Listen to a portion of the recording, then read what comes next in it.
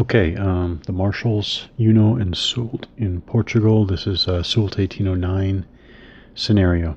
I did a combat. Right here, and it was Wellesley. It was Wellesley and his large force. Actually, I think the combat took place here, but Wellesley did a force passage, basically attacked through that area. I think it was this area where the French chasseurs were. The French chasseurs were not able to withdraw before combat, and they were basically overrun, wiped out. I do not think I did the combat correctly. Now, this was such an unbalanced battle that I'm actually going to let it stand except for one thing. Again, the Anglo-Allied side, according to the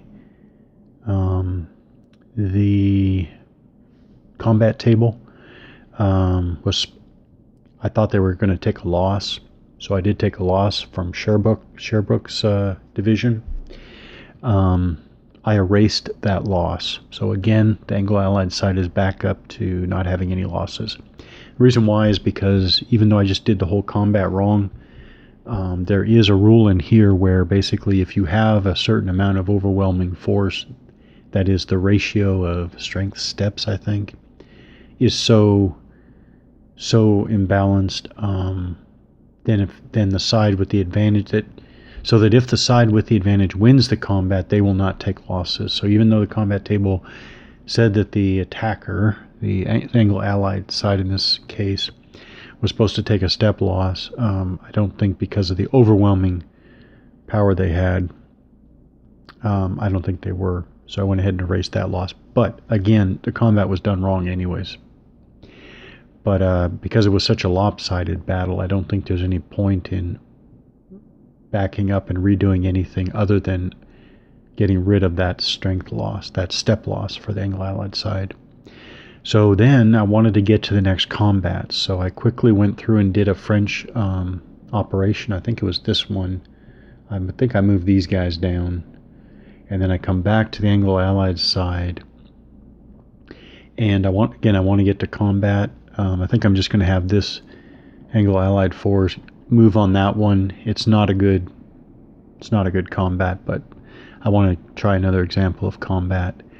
I did go ahead and rolled a 6 for the command test, so they will easily get their full MP, which is what they need to move up there. But before I do that, so I just completed the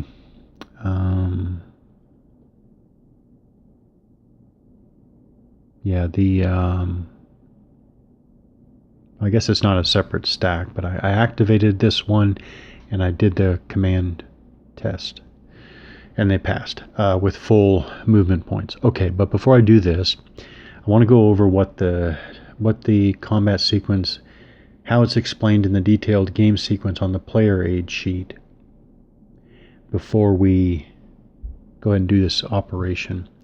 So it says combat here. First it says turn the concerned units over. That makes sense since units are inverted to show their fog of war side. Potentially withdraw cavalry. That makes sense. Then you determine the amplitude of combat. I definitely had this wrong. Amplitude is the total of both sides. It's the size of the whole battle. That's what I definitely had wrong. So you're going to total up the amplitude of the whole combat, both sides together. Then you're going to play any event markers, attacker first, that makes sense. Then you're going to carry out any artillery shots. Then you're going to calculate the strength ratio of the stronger stack. I'm still not exactly sure. I don't know why. I don't know. I think maybe it's described in a unfamiliar way in the rules, but maybe this is just a simple strength ratio like any other typical hex and counter war game. Not sure, but you do have to calculate the strength ratio. You got to figure that out because that does have a bearing here. Determine the lead unit, head unit is what they call it here, but the lead unit attacker first. List the other CP, that's the combat strength modifiers. Back to the, and then these are examples. Back to the river, which we won't have here. No, we won't have that. Forced passage, this will be a forced passage. Demoralization, terrain, commander without access of retreat, and without access of retreat. Roll 1d6 for each stack and determine the CP. See, I didn't even realize it was each stack. That's why I wanted to do that, because in the rules, it just says add the value of 1d6. That's certainly slightly vague. And then above that it says calculate the combat potential of each of the stacks starting at 0. Each of the stacks?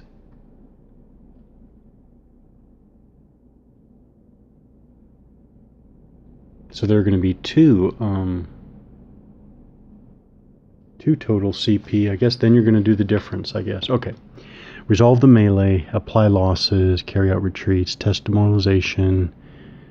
Of the stack, if there is a retreat, carry out a potential pursuit, place the markers has combated on any stack with a non-activated status. 566. So did I do that wrong?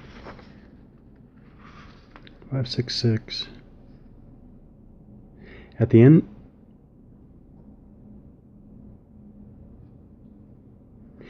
of a pursuit, stacks with a non-activated status receive a has combated marker. Well, that makes it sound like, it's funny, that makes it sound like this one shouldn't be on here.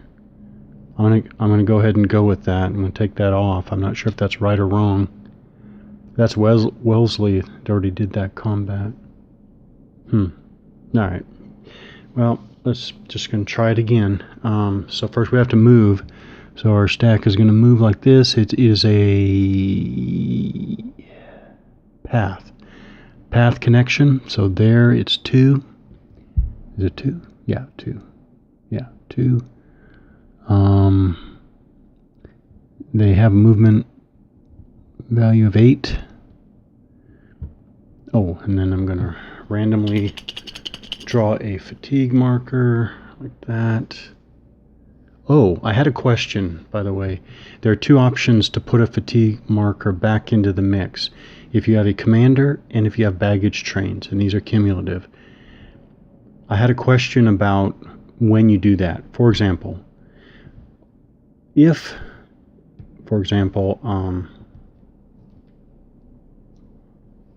I had to draw, let's say I had to draw 2 extra because of the fatigue marker modifiers. Let's just say I had to draw 2 extra markers. And let's just say I drew that. I thought that you could go like this. You draw them all. Well, actually, I didn't think this, but I wasn't sure. Would you draw them all and then decide, okay, I want to put this one back? But actually, no. I looked at an example of play. And what it is you have to put them, if you're going to put one back, you have to put it back as you draw them. So to use the example here, if I went like this, if this was my second one, I would have to decide now, okay, and we're assuming that I could.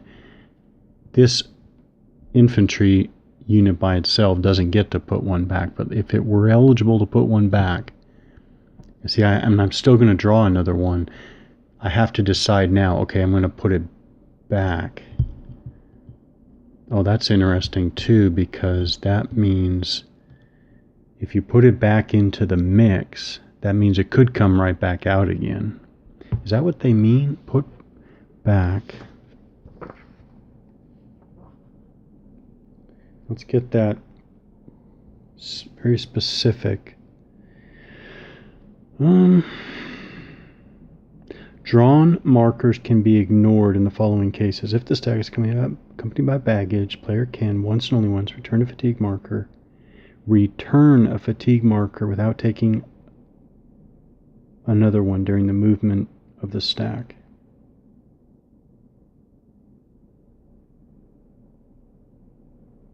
That kind of makes it sound like you put it back into the mix, which means that, again, you could by chance draw the same marker again. If you don't have to draw a marker in place of putting it back, but if you still have another marker to draw, then I guess you could draw the same one back in. I'll play it literally like that. Okay, so that's that. The 1 is not an issue.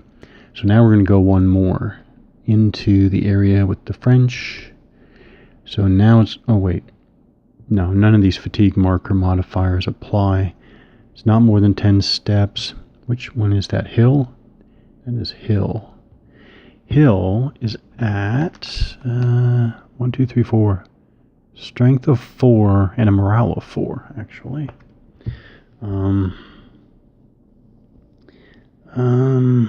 Okay, so again, these are going to be random. Okay, we're going to draw.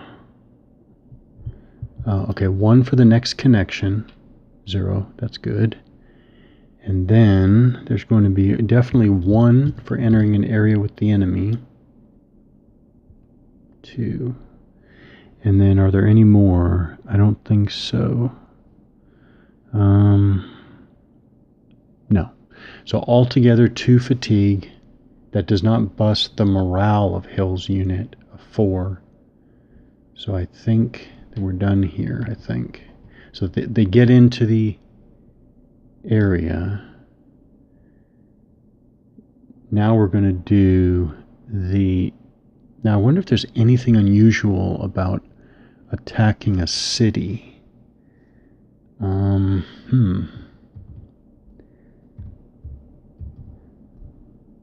Nope. Not city. I'll try town. Is there anything?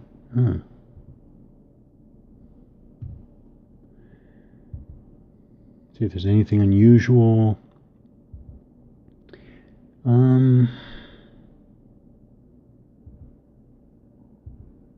Not really. No,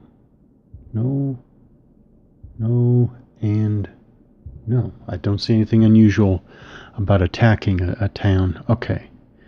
So now I think that we're going to do the forced combat, what they call for, or I should record 2 more movement points used. There's no extra movement points for the city. So now I think we do the forced combat. There is no withdrawal or anything. This is all right, so let's go to the combat sequence. Turn the concerned units over. It's Hill's division against Mermet's unit. So we'll put them over here. 1 infantry division to 1 infantry division. Here's the battle marker. Like that. Okay. There's no withdrawal of cavalry. Determine the amplitude. Okay, so this is, I'm going to add up the strengths again. Hill is at strength of 4. 1, 2, 3, 4, and the Mermet is 5. Yeah, so total amplitude is 9, which is going to, I think the only relevance is right here on the combat table. So that tells us we're going to be using the 6 to 10 column.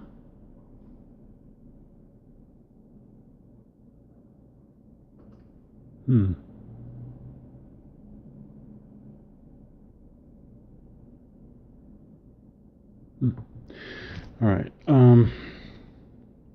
Amplitude of 9.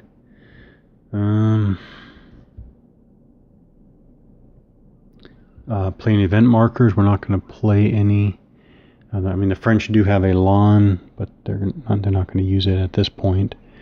And none of the Anglo-Allied event markers really apply here. Artillery, there's no artillery, so there are no artillery shots. Calculate the strength ratio. So the strength ratio, again, it's, did I read that? Yeah, 4 to 5. So what do I do with that? I don't think, I mean, it's 4 to 5. I guess 1 to 2, I guess. Determine the lead unit. They're both the lead unit. List other CP modifiers. There is no back to the river.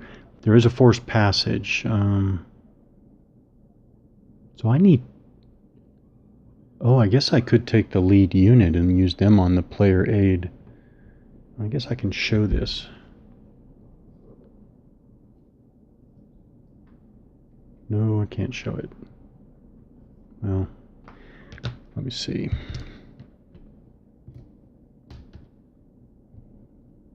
Alright, so we have... Oh, I guess the decoys would come away now. So I have to figure out what to do with them. Alright, so maybe I go like this. Not sure about this, but starting on 0, Hill goes down to, because he is doing a forced combat. But maybe I'll go in the order of these modifiers actually. Okay, so add the modifiers of any events, no event markers. Add the bonus for artillery shots, there aren't any. Add the value of the strength ratio. So how do I do that if... Tally the number of strength steps. I'm just wondering what to do if it's 1 to 2. Do those strength ratio by dividing actual... Add the value of the strength ratio, to the stronger stack.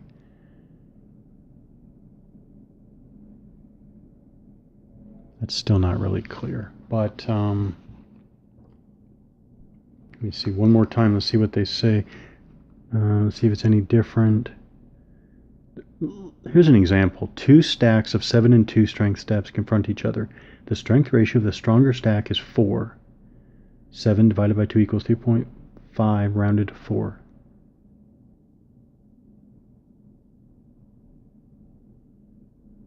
So I guess you're adding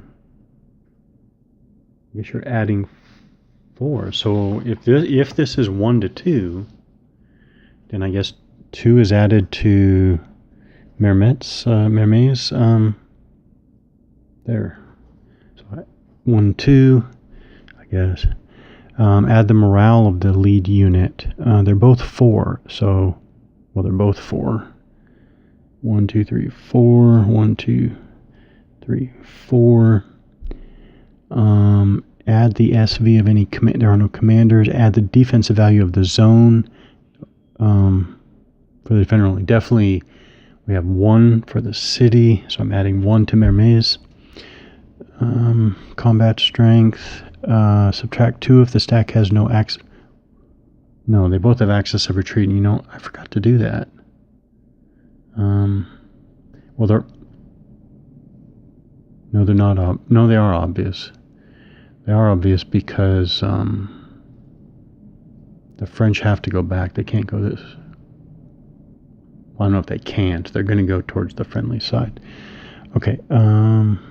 There's no back to a river. Subtract 2. This is a forced passage, so I'm subtracting 2 from hills.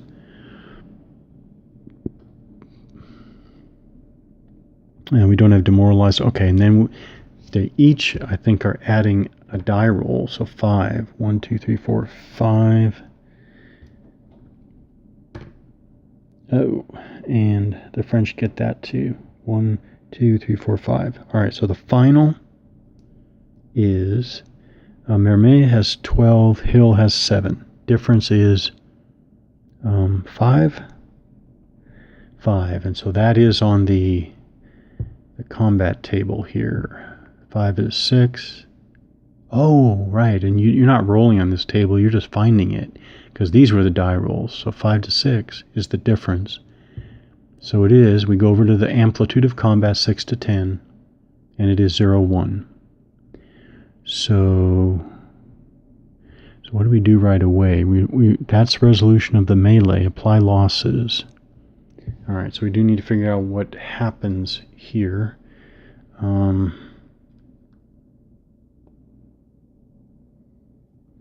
So I'm going to subtract 1 from Mermet's division.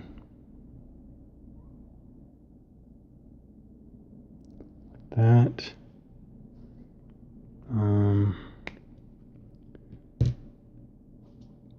Apply losses and then carry out any retreats. So does he have to retreat if he took 1 loss but he's in the city?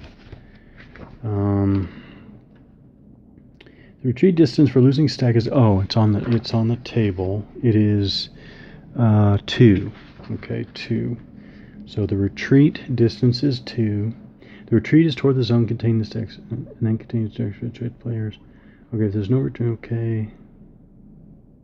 A defeated stack automatically becomes activated, so I do believe, I guess, Mermet has to go back 2. So they go 1, 2, and they are activated. I guess like that. So they went up the coast there. I'm just going to leave things here. I don't know about they are activated because this is a move. We'll leave it there. There is pursuit, but I'm not going to look at pursuit this time. So I think I went through the basic steps. The steps is certainly unusual to me. The steps are unusual to me. I'm not sure I can think of another game like this, but I do think this becomes as second nature as the traditional add up strengths, adjust strengths, get a final odds, calculate die roll modifiers, roll on a table, apply die roll modifier. I think that this way is going to be as